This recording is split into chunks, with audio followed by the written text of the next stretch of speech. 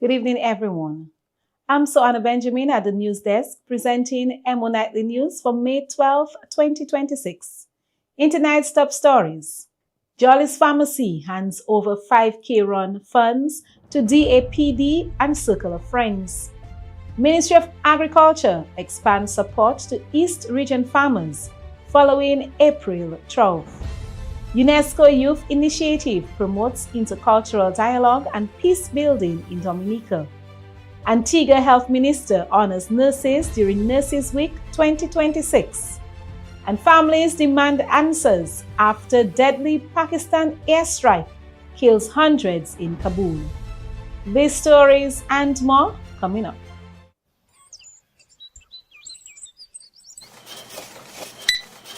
Tico, that's $800. Cash or card? When cash is low, Tico is still ready. Always card, Chalo. Would you like a copy of the receipt? No, Chalo. NBD already sent me the alert and I'll see it on Mo Banking later. That is it. From card to farm. Power your business with the NBD Small Business Credit Card. Your partner, your bank. First up in local news, Jolly's Pharmacy officially handed over funds raised from its recent 5K run during an appreciation and handover ceremony held on Monday, May 11th at the Dominica Association of Persons with Disabilities Conference Room. The ceremony recognized the success of the 5K run and celebrated the contributions of volunteers, sponsors, partners, and participants who supported the event. Organizers reflected on key moments from the run, highlighting the strong community participation and acknowledging the collective effort that made the fundraising activity a success. So every year, Jolly's Pharmacy organizes a 5K run. And what this event is the 5K run appreciation and handover ceremony. We know of the unfortunate incident which took place early March with the fire. And I am very pleased that we decided to continue efforts in planning this event. We know how important it is, and in the previous years and this year, how important the charities are and the donations to various organizations and charities as such. With us as a society and the Jolly's Pharmacy, we believe in perseverance and determination despite the odds. Funds raised from the 5K run were officially presented to Circle of Friends, Inc. and the Dominica Association of Persons with Disabilities, reinforcing the pharmacy's commitment to supporting community-based organizations and persons in need. Remarks were delivered by several partners and stakeholders, including representatives from OptiShop and Astafans, while special recognition was given to sponsors and supporters for their continued partnership and generosity. My name is Megan and I am an eyewear consultant with OptiShop. This year, we partnered with Adidas to assist with the 5K run, which, as expected, was a rousing success.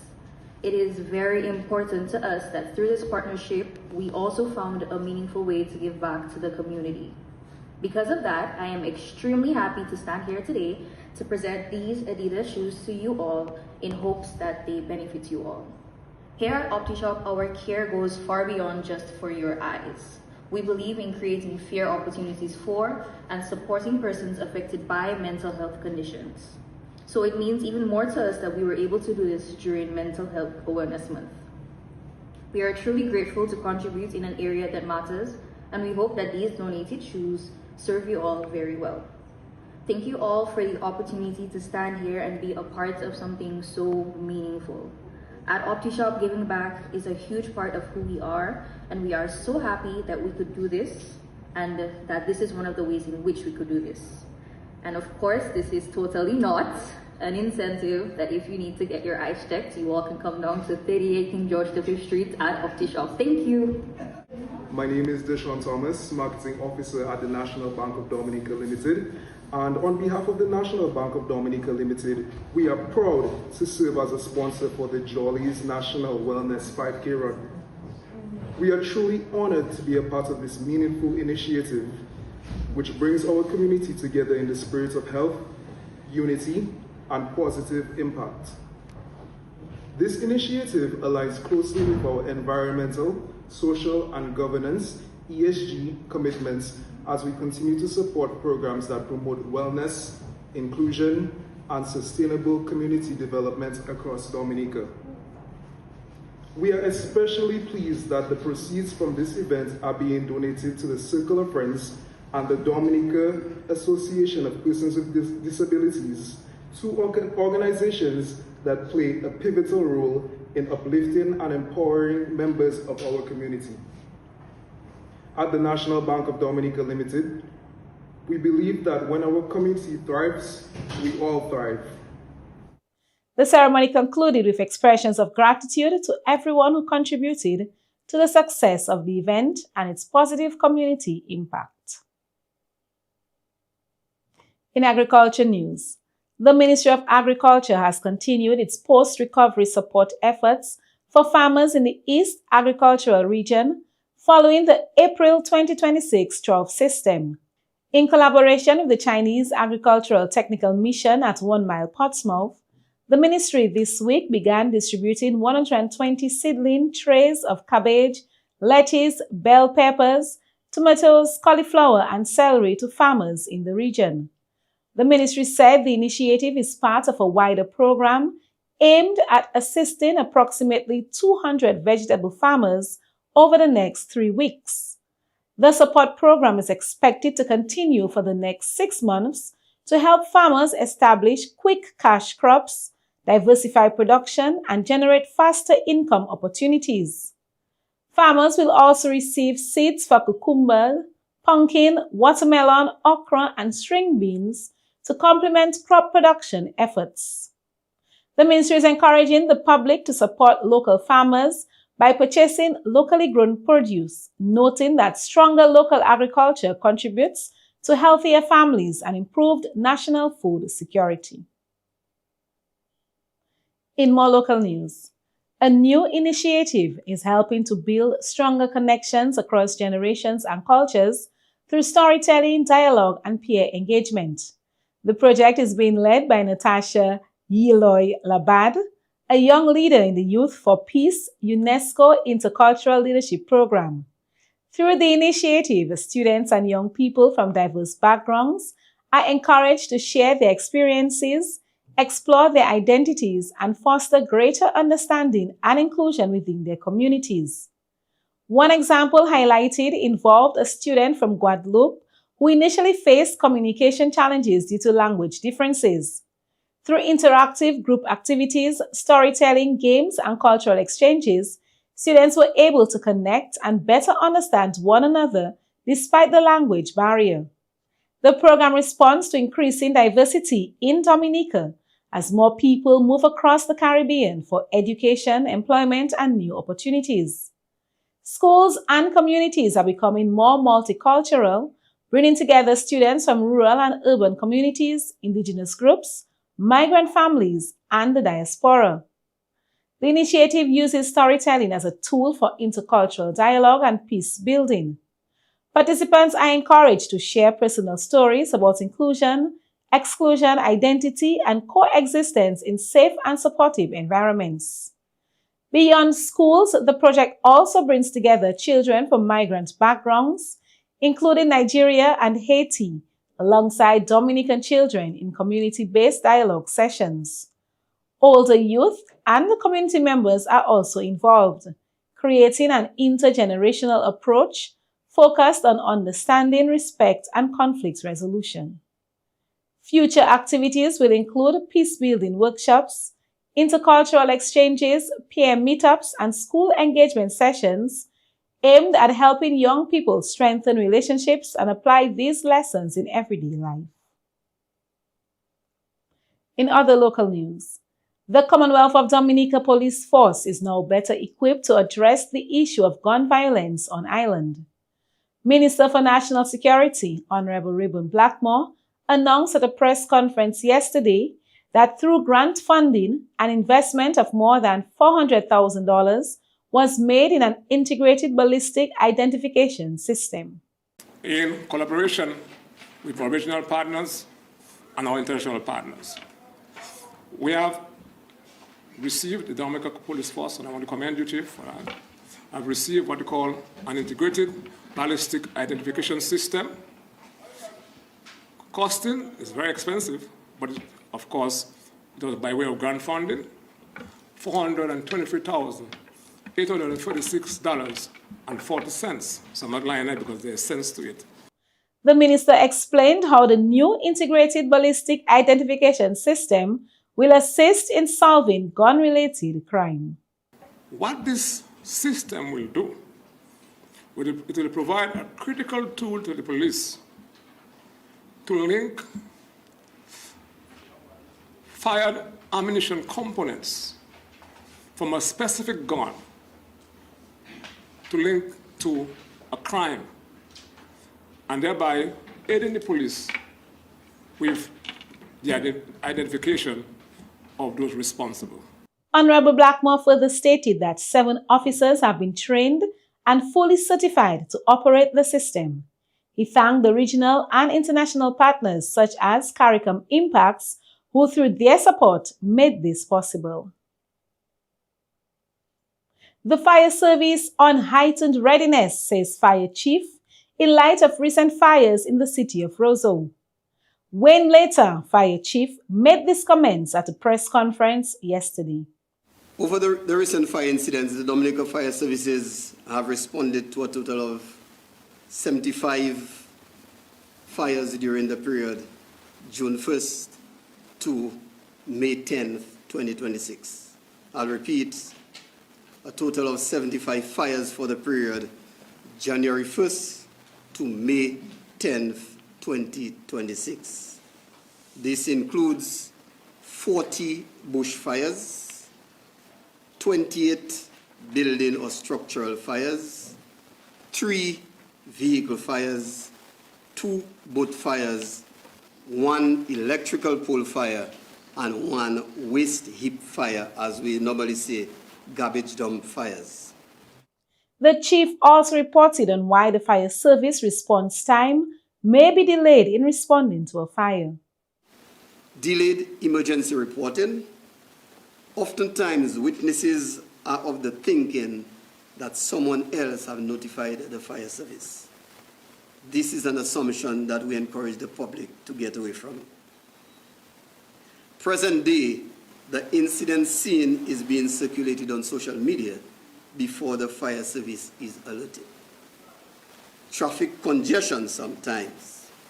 Chauffeurs' reluctance to give way to ambulances and fire trucks.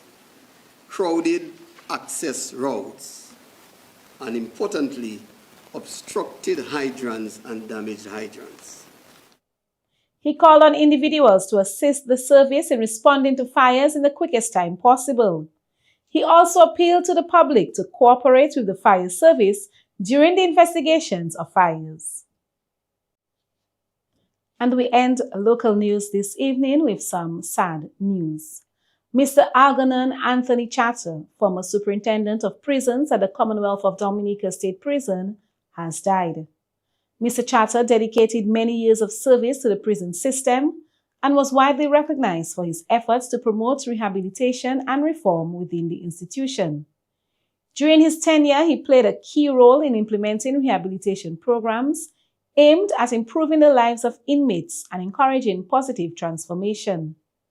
Among his notable initiatives was the introduction of transcendental meditation programs for inmates in 2010, a pioneering effort intended to support mental wellness, discipline, and rehabilitation within the prison environment. Mr. Charter's contribution to the prison service and national development will be remembered by colleagues, former inmates, and members of the wider community. EmoNews extends sincere condolences to his family, friends, former colleagues, and loved ones during this difficult time. And we'll be right back with regional news.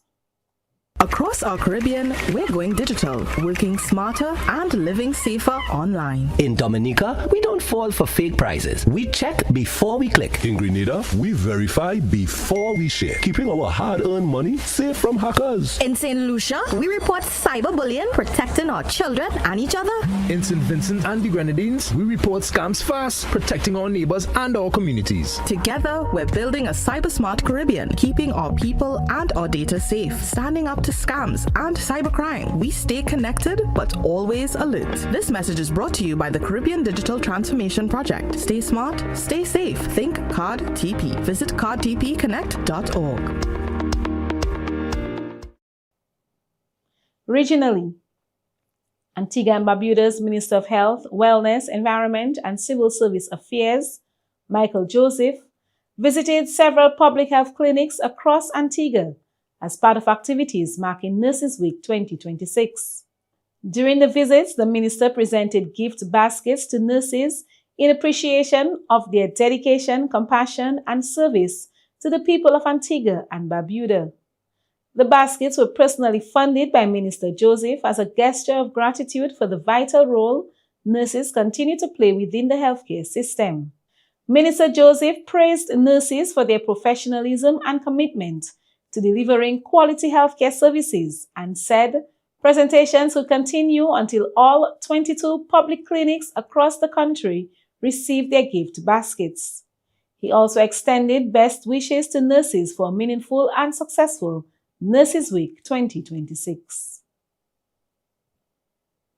Also on the regional scene, the Caribbean Examinations Council, CXC, has issued a strong message to students, teachers, and parents across the region, assuring them that its approach to artificial intelligence, AI, in school-based assessments, SBAs, is rooted in fairness, human judgment, and academic integrity.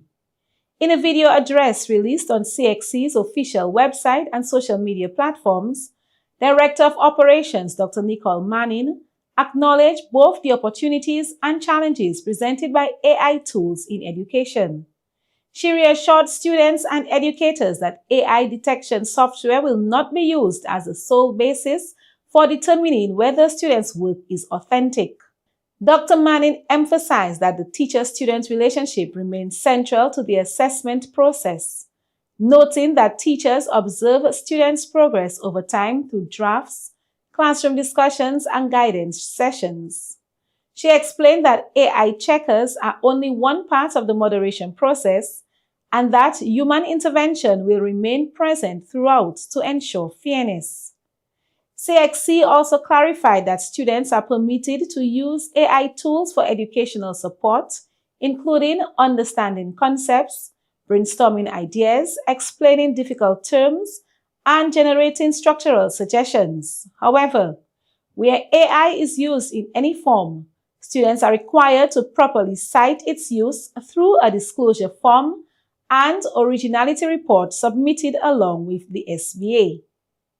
The Council warned that submitting work generated wholly or significantly by AI will be treated as academic dishonesty and addressed under established examination irregularity procedures involving the student, teacher, and school principal. Dr. Manning also recognized the important role teachers play in guiding students through the changing digital landscape and pledged CXC's continued support through training and educational resources. She encouraged educators to engage students in honest discussions about responsible AI use and the importance of maintaining academic integrity.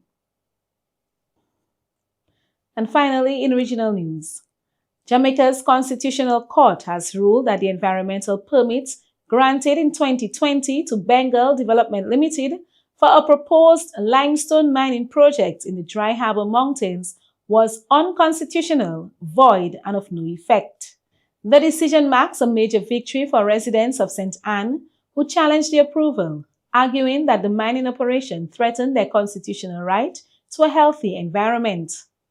The controversial project was planned for the ecologically sensitive Dry Harbor Mountains area, raising concerns among environmental advocates and community members about potential damage to the region's natural resources and ecosystem. Prime Minister Dr. Andrew Holness, acting in his role as minister responsible for the Natural Resources Conservation Authority, had previously overturned the agency's rejection of the mining application and approved the permits. The court's ruling now blocks the proposed quarrying operation and reinforces constitutional protections related to environmental rights in Jamaica. And we'll be right back with international news.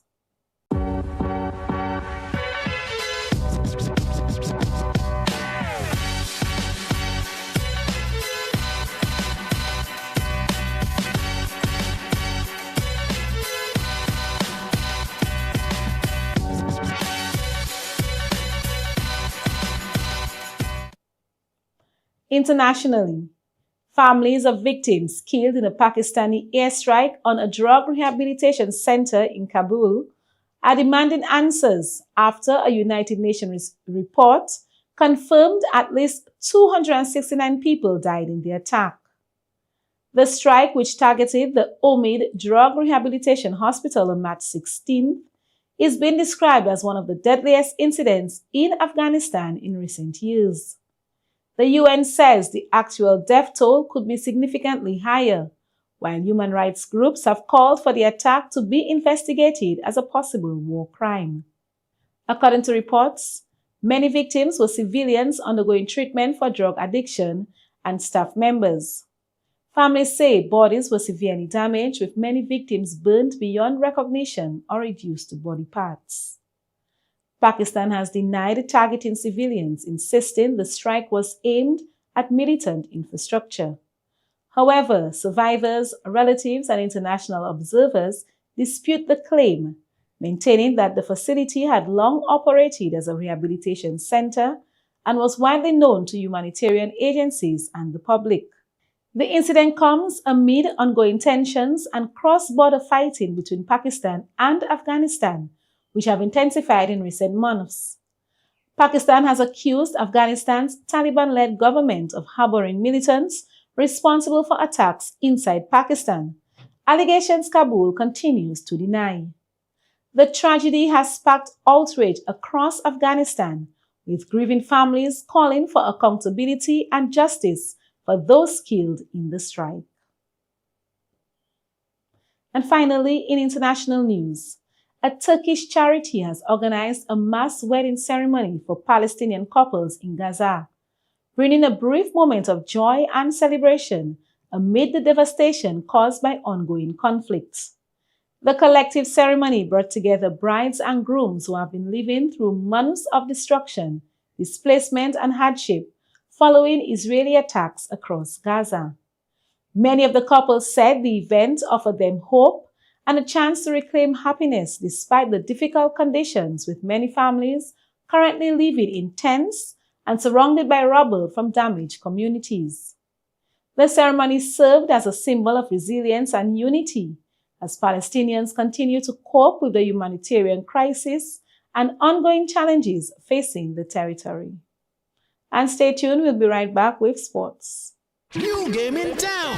Get ready to match 5 and you can win 10K. Let's go. Play with just $2.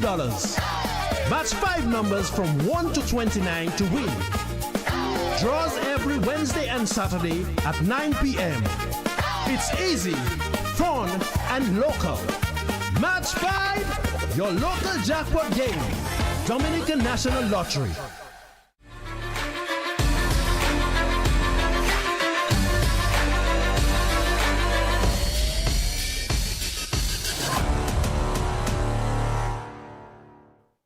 And in sports news, Dominica's youth chess team is set to represent the island at the Pan American Under-7 to Under-17 Chess Championship in Sonsonate, El Salvador.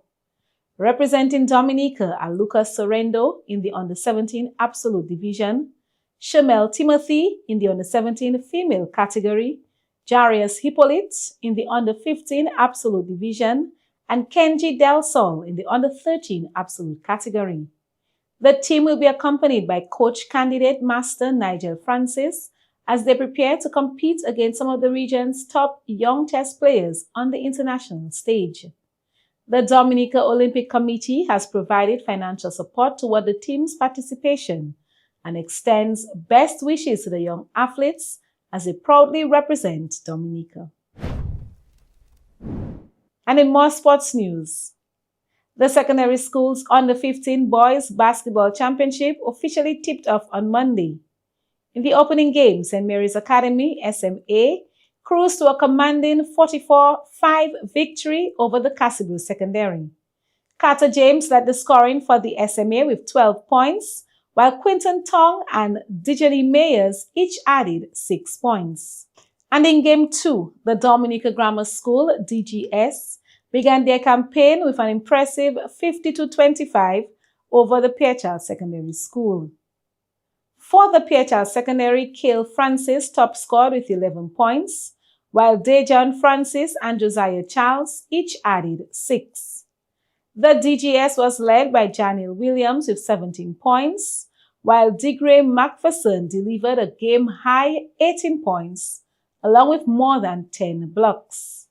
Kieran Thomas also chipped in with 9 points. The championship, organized by the Sports Division, is expected to continue with more exciting matchups featuring the island's young basketball talent.